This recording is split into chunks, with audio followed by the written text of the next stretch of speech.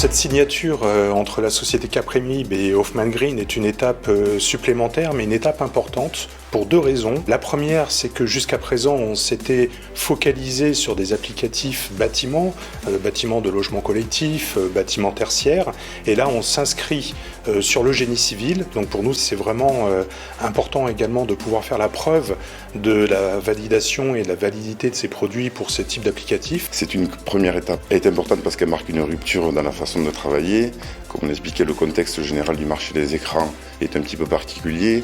On travaille pour des marchés publics essentiellement, pour des marchés comme la SNCF. Et donc on se dit que le bilan carbone de nos productions doit avoir quand même un impact positif pour la société de façon générale.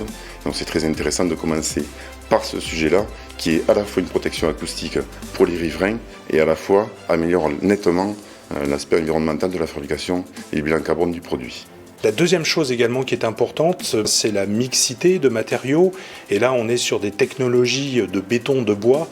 Donc ce mariage entre le minéral et le végétal va nous permettre aussi d'aller encore plus loin sur le niveau de performance environnementale de ces deux matériaux qui vont constituer donc un écran acoustique hyper performant, mais surtout sur le point de vue environnemental. Cette technologie permettra évidemment d'avancer largement sur ce plan carbone et les bilans carbone de nos fabrications, écrans anti-bruit, gradins ou autres productions, donc pour la partie génie civil que nous mettons en œuvre sur l'usine de Cormicy.